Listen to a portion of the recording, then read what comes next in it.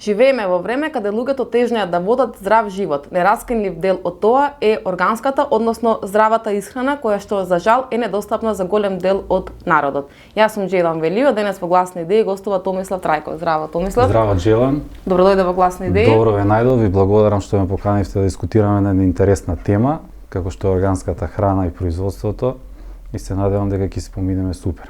Исто јас, па прво би те прашала околу забуните до кои што доаѓаат голем број од луѓето, дали здравата исхрана значи и органска храна. Дали пример органско нетретираните производи се штетни и опасни по здравјето на луѓето?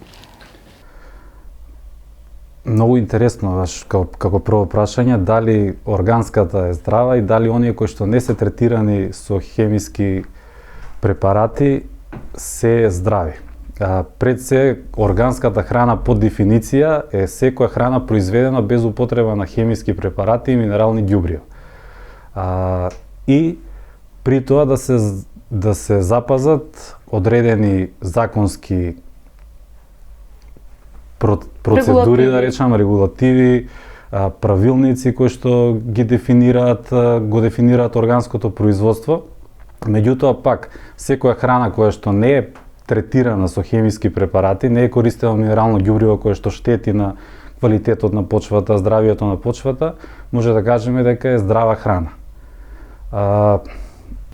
Сега колку е возможно во услови на загаденост на почвата, на водите, на воздухот, нели постојано се соочуваме со такви проблеми, колку е возможно во такви услови да се произведува органска храна?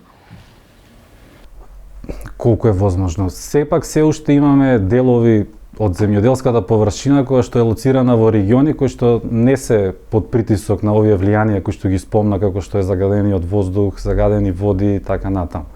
Така што секоја храна која што е произведена во чиста природна средина може да се каже дека е здрава храна, има предуслови да се окарактеризира како органска храна. Пак ќе кажам, значи разликата меѓу произведена храна во некоја локација која што не е под притисок на овие загадувања е исто така органска како онаа која што е со сертификат за органско производство. Значи разликата е само во тоа дали земјоделскиот производителот на храна ќе аплицира за да добие сертификат за органска храна или не. Значи се што ќе се произведе без употреба на препарат за да се заштити растението од одредени болести, да се заштити од штетни инсекти и така натаму е органска храна. Да. Се околу заштитата, нели со хемиските препарати, всушност тоа се прави, се заштитува, да кажам, производството, а како се заштитува органското производство, бидејќи сигурно и тоа е подложно на напади од инсекти, болести. Да. Значи ново прашање. За да одговориме по-пластично, треба да се вратиме зошто конвенционалното земјоделие во вакви рамки и форма како што е сега. Значи, овој концепт на индустријско земјоделство е стар неколку декади. И тоа е развиено под премисата дека светот треба да се нахрани, дека нема доволно храна и дека треба да се произведува на одредена површина, треба да се произведе што повеќе количина на храна. Сега, под притисок да се произведе што поголема количина на храна се тежнеело и се уште се тежнее за жал да имаме монокултури на големи површини. Тоа значи дека кога имаме монокултури на големи површини, сега пластично да кажам, зборуваме за неколку фудбалски игралишта површина или градски парк Скопје да биде насаден само под една култура. Тоа значи дека ќе биде повеќе изложена на напад на болести, на инсекти кои што ќе влијаат на квалитетот и на квантитетот на тој производ. И тука мора да се интервенира со препарати, да се заштити, да се уништат тие штетни инсекти кои што некогаш не се толку штетни, можеби да влијаат на родот, односно максималните приноси кои што тежне е производителот да ги добие. Но при тоа се прави преголем притисок на почвата. Значи со преголема употреба на препарати се загадуваат подземните води. Се деградира почвата, значи целиот нејзин жив свет кој што е одговорен за нејзината плодност се уништува. На долг рок имаме деградација комплетна на почвата и од година во година производителот е под притисок да користи се повеќе заштита, да користи се повеќе минерални ѓубрива и така тоа е некој зачаран круг кој што никако да му дојде крајот. И се тоа на сметка на здравјето на... Дефинитивно на сметка на здравјето на луѓето. Сега има многу студии кои што укажуваат дека преголемата употреба на, сега да не навлегуваме толку во детали, преголемата употреба на хербицид кој што се користи да се уништи плевелот во насадите, ќе влијае, ако се продолжи со ова темпо, ќе влијае да бројот на деца заболени со аутизам да станува се поголем и поголем, така што секое второ дете од 2050 година можеби да биде со аутистичен спектар, баш како последица на таа активна материја која што има во тој хербицид глифосат. Потоа се уништува биодиверзитетот со преголема употреба на инсектициди, значи тука сакајќи да ги уништат некои инсекти кои што прават штета на плодот, се уништуваат и инсектите кои што се од значење за природата. Така што под премисата да го нахраниме светот во време кога 30% од храната се фрла, индустриското земјоделство не гледам поента дека треба да продолжи во овој концепт да се развива и да произведуваме храна која што не е здрава за населението. Нели знаеме дека зеленчукот и овошјето се значајни за здравјето на човекот, ама се конзумирајќи ги и мислејќи дека правиме добро, ние всушност си правиме лошо сами на себе. Да. Можеби ќе произведеме поголема количина на храна, меѓутоа ќе креираме луѓе со алергии, се повеќе имаме зголемување на број на луѓе од канцер кои што се болни, така што многу малку се зборува за овој проблем низ медиумите, а генерално индустриското земјоделство е причина и за нарушување на јавното здравје и е причина за образување на климатските промени. Значи дефинитивно преголем притисок се создава на животната средина. Сега кога се знаат сите овие работи, зошто се уште не се напушта конвенционалниот начин на производство и не се премине на органски начин на производство? Зошто? Многу интересно како да го одговориме зошто. Можеби ќе пробаме со тоа да најдеме одговор со тоа што да речеме дека 4 корпорации светски се одговорни, односно држат 50 до 70% од пазарот, во зависност од кој сегмент, дали е тоа производство на семе, дали е тоа производство на минерални ѓубрива или заштита, препаративе кои што се користат за заштита. Можеби тука треба да го најдеме одговорот, односно силата на тие лоби групи што ги имаат тие компании, на политичарите кои што ги носат политиките во земјите каде што се нели секој министерство си води политика за производство на храна, претпоставуваме дека се преголеми тие лоби групи и едноставно тој концепт никако да се напушти. Има позитивни трендови кај населението за свесноста за штетноста на овој тип на производство на храна, но во секоја земја тоа е различно, некаде свеста е повисока, некаде пониска, меѓутоа пак и да е свеста повисока, трендот покажува дека здравата храна, односно органската храна е многу поскапа отколку и понедостапна и за производство и за конзументот, значи за населението. Така што полека се менува, но дали ќе се менува со брзина која што ќе допринесе во некоја точка да имаме органската храна да биде нормална да се произведе, а сето ова да биде да му се стави лейбелинг као демек е конвенционално и е штетно, кога ќе отидеш во продавница тоа штетното да знаеш дека е штетно, ова друго дека е нормална храна, како што била нормална храна во минатото, ќе покаже времето. Да, сега се знае што е штетно и што не е, но финансиската моќ не дозволува да се храниме здраво. До тоа сакав и да стигнам зашто цената на органските производи е толку висока и недостижна за голем дел од народот. Производството на органска храна само по себе бара многу повеќе работни сати да вложи производителот. затоа што операциите кои што се користат при производство на органска храна се, да речеме, повеќе рачни. Значи треба да не смееш да употребиш хербицид кој што ќе уништи плевелот во насадот, туку мора рачно сето тоа да се направи или со други методи, како што се покривање со органска материја за да не расте повеќе плевел, користење на природни препарати кои што може самиот производител да ги направи за да се заштити од штетни инсекти.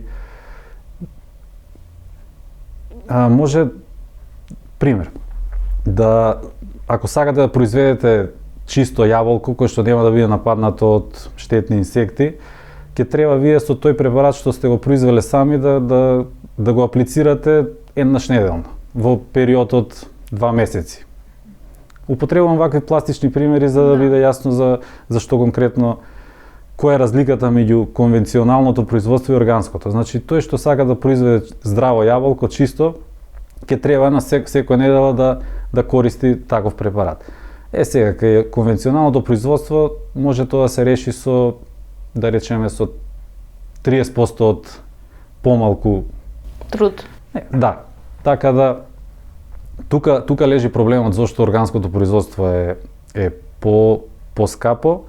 Кај конвенционалното производство големи површини се користи механизација, таа механизација сама по себе користи уште повеќе фосилни горива.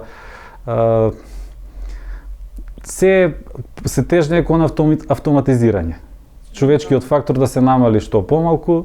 Тоа не е лошо, всушност кога ќе размислиме, ама во пример со автоматизација треба човекот помалку труд да вложува и да живее поубаво, ама не доаѓа до резултатите. И сега живееме во време кога всушност, како што спомнав пред малку, ако 4-5 компании малтене го контролираат светското производство на храна, тие може да ја контролираат и цената на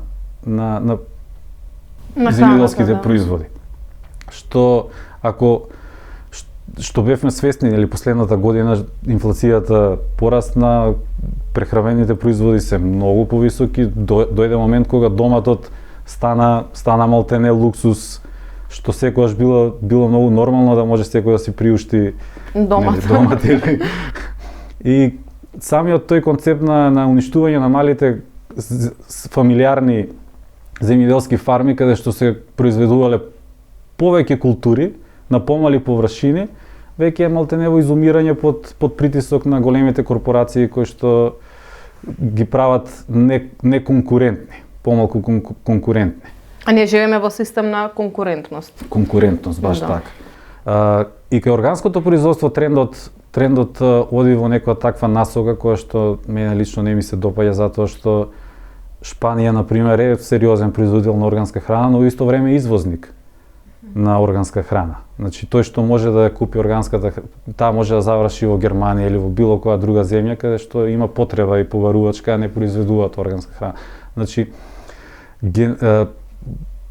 што би било тоа што како концепт и систем можеби ќе помогне за да се намали зависноста од индустриското земјоделско производство е системите на локално произведена храна. Значи локалниот производител да може да го продаде производот директно на потрошувачот без при тоа да помине низ рацете на трговците, на големите маркети и заработката да отиде кај малите фамилиарни локални фарми кои што би се развивале уште подобро кога тие средства би ги имале на располагање. Населението би јадело многу поздрава храна и се би било супер во суштина. Да, сега, ако некој пример земјоделец сака да се префрли од конвенционален начин на производство на органски начин, дали државата тука, пример, го помага, го субвенционира на некој начин? При трансформацијата од конвенционално производство во органско, според кај нас сега, правилниците и законот, имаш период од 3 години каде што го правиш тој преод. И во тој преод имаш статус на производител на органски производи, но во преод. Што транзитира. Да. Значи, кога ќе одлучи компаниите кои што прават контрола на целиот процес, сертификациони компании, тогаш добиваш сертификат за органски производител, дека ги исполнуваш сите услови, дека не употребуваш препарати кои што не се дозволени и можеш да излезеш нели на пазар и твоите производи да ги означиш како органски, да ги продаваш и да ги рекламираш како органски. Така што секоја држава претпоставам дека си има различни правилници, различни закони за органското производство. И не е толку тежок тој процес. Кај нас декларативно органските производители се потикнати да произведуваат органски затоа што субвенциите мислам дека се повисоки.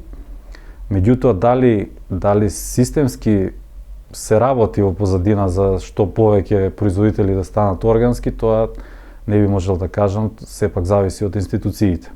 Ако одлучат дека треба да се стави фокус на таа политика да имаме што повеќе органски производители, претпоставам дека ќе дојдат и резултатите. Во оваа точка не гледам дека нешто се случува во таа насока. Дури со последните измени за субвенционирање, субвенциите некако ги поделија да ако не продадеш на откупен центар, регистриран откупен центар, нема да добиеш 100% субвенции 100%, него ќе добиеш дел. Значи државата ти одредува каде ќе го продадеш. Значи државата ти одредува каде ќе го продадеш, со тоа што пак остава простор за манипулација на тие откупни центри, односно да диктираат цената и пак крајниот потрошувач да добие скап производ. А земјоделецот не добие ништо. Цена. Да. И од моето искуство и комуникација со органските производители, генерално кај нив главниот проблем е што немаат сигурен пласман, зашто не може производителот да биде во исто време и добар менаџер, да успее да го тоа изрекламира, да успее да го однесе кај потрошувачите. Да го организира цел процес. Да, немаме такви така наречени фармерс маркети, односно пазарчиња, каде што пример. Еднаш неделно знаеме дека на одредена локација во Скопје можеш да отидеш и ќе најдеш органски производи. За жал ги нема, по другите држави, по големите градови го има тоа. Знаеш дека во недела доаѓаат од локални производители кои што произведуваат органска храна и можеш да купиш и од растително и од животинско потекло. Кај нас мака мачат луѓето што произведуваат органски каде ќе го продадат својот производ. Затоа што можеби свеста кај населението е се уште мала и куповната моќ е. Тоа мислам дека најголем проблем, бидејќи мислам многу луѓе знаат дека не се хранат здраво. Да. Ама да, платите наши не достигнува до тој степен за да можеме да се храниме здраво. Дефинитивно. И пак тука доаѓаат тие системски економски пречки и како последно сакав да те прашам дали сметаш дека во вака уреден систем економски може да се храниме сите органски? Дали овој систем би го дозволи, дали го дозволува? Многу тешко. Реално многу тешко. Затоа што малите локални фамилиарни фарми се во изумирање.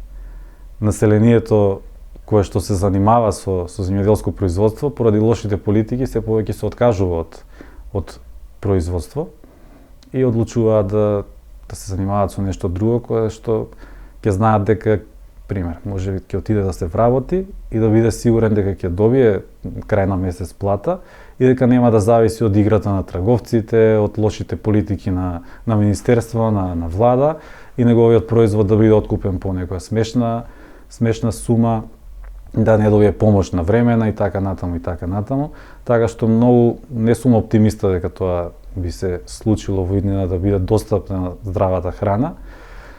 Треба да имаме многу фамилиарни фарми кои што ќе произведуваат органска храна, ќе бидат организирани да го продадат многу полесно, за да биде достапно кај потрошувачот. Дали треба да потегнат тие земјоделци нешто, да се организираат во задруги или во некои други форми? Сами не можат да се борат. Сами не можат, дефинитивно клучот е во креирање на задруги и на задруги на производители, на задруги на потрошувачи, каде што ќе има некое спојување односно на потрошувачите и на производителите, и при тоа генерално тоа што го вложиле тие како труд за да го произведат производот, ќе добијат директен бенефит, односно ќе биде добро платен нивниот труд за да бидат мотивирани наредната година пак да инвестираат во производство, да го зголемат производството и така натаму. Да, апсолутно. Значи генерално како би се подобрила целата состојба со производството на здрава храна, ајде да речеме, не мора да цело време да ја кажуваме како органска, затоа што тој што произведува дома и при да употребува препарати кои што се дозволени, при тоа не прави никаква штета нити на животната средина, а со тоа нити на здравието на луѓето, е во доменот на здрава храна. Меѓутоа одлучил да не се сертифицира и едноставно на база на доверба да си создаде свој круг на потрошувачи кои што ќе знаат дека ќе добијат локален, сезонски, супер квалитетен производ. Да, свеж. Свеж. Не увезуван во пластики. Така. Многу збунувачки е концептот сертифицирање. За мене е малку чуден, затоа што тука имаш административни процедури, па секоја година треба да поднесуваш одредени апликации, па одредени контроли, па нешто ако заборавиш да споменеш или да некој документ да донесеш, ти се губи правото на субвенции. Генерално познавам производители кои што баш од таа причина одлучиле да не се сертифицираат, а произведуваат супер квалитетна и здрава храна.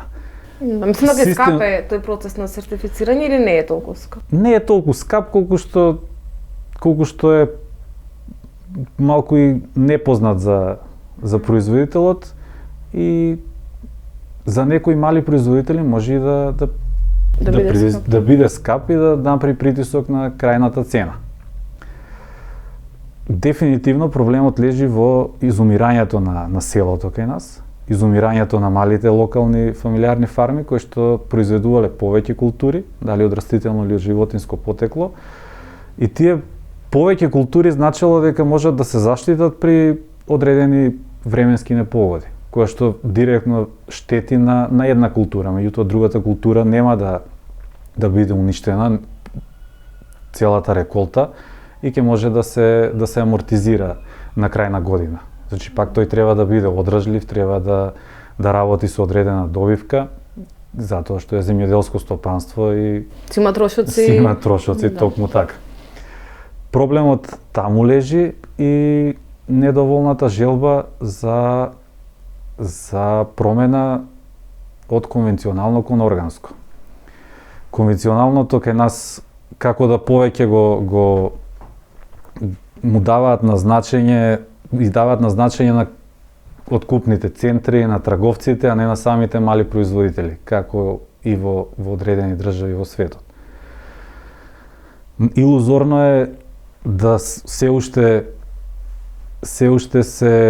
го пробуваме да го храниме светот, кога светот може да се прехрани само да се сменат политиките кои што ги водат Министерствата за земјоделство и владите. И методите, да. И методите кои што се користат. Да, како што кажа и преска, има толкав глад во светот, а толку многу храна се фрла, така што секако дека се работи за методите. Да, само во Соединетите Американски држави 40% од храната на годишно ниво се фрла. А колку таму има бездомни лица и гладни? Апсолутно. Па тоа е проблемот на капитализмот. Прочитав некој податок што кажува колку квалитетна почва се губи од прекомерната употреба на минерални ѓубрива и препарати за заштита. Значи, од друга страна, квалитетот и здравието на почвата и присуството на органска материја во почвата директно влие да задржување на јаглерод диоксид во почвата, односно се намалува загадувањето, се намалува притисокот на климатските промени, а Обединените нации тежнеат, односно во нивната агенда, не знам како и се викаше, 30 и не знам колку е таму, одредени има цели, и меѓу целите одржлив развој, гладот да се намали, борба против сиромаштија, здрава храна, локален развој, значи не треба да измислуваме топла вода. Локалниот развој се знае како се подобрува, односно се градат темелите. Кога имаме мали производители кои што ќе произведуваат, кои што ќе го продадат на локалното население. Генерално сега со малку парите ќе останат во заедницата. Да, некај кај капиталистите. Точно така. Значи парите ќе останат кај заедницата, нема да отидат кај трговците кои што ќе ги условуваат малите производители за откупна цена. Ова бара работа. Генерално може да се постигне, но бара работа и вклученост на многу чинители од локална самоуправа, од агенции за потикнување на земјоделство, на земјоделски развој, од владата, да речеме, ајде како највисока инстанца. Значи, ако се одлучи дека политиката ќе биде поинаква, дефинитивно народот може, населението може да има пристап до поевтина здрава храна, а со тоа ќе имаме и подобро колективно здравје, односно притисокот на здравствениот систем ќе се намали, ќе има повеќе пари за инфраструктура, ќе има повеќе пари за животна средина, за се бориме против аерозагадување, како што реков преска во еден наврат дека све е тоа зачаран круг и треба да има волја. Дали ќе има волја кај тие што ги водат политиките? Па затоа јас сметам дека треба да има волја за промена кај самите нас, бидејќи видовме дека нема волја кај тие што ги водат политиките и многу е жално што сите сме свесни за состојбите и не превземаме ништо. Значи малку одговорноста треба и кај самите нас точно така, да ја бараме. Точно да го побараме кој е тој најблизок производител локален, од каде што ќе можеме да купиме наместо да отидеме во голем супермаркет каде што потеклото на храна може да биде од друга држава. Точно, која што поминува не знам колку илјадници километри за да стигне до овде. Постои добар тренд во западниве земји, Франција поготово висока свест имат и сакаат локална храна. Значи тие имаат навика да одат на пазар и купуваат локална храна. Во многу држави има добар тренд, кај нас почнува, но ќе се потрудиме сите да влијаеме некако за да се подобри целата состојба. Точно, да не останеме слепи посматрачи на процесите. Да. Дефинитивно. Добро, Томислав, ти благодарам за гостувањето. Ви благодарам и на вас. Се надевам дека во следна прилика ќе дискутираме пак на ваква интересна тема. Да, се надевам ќе има некоја промена до тогаш, пак има и причина за дискусија. Може. Супер. Благодарам. Почитувани гледачи, за повеќе емисии следете на YouTube каналот Гласни идеи.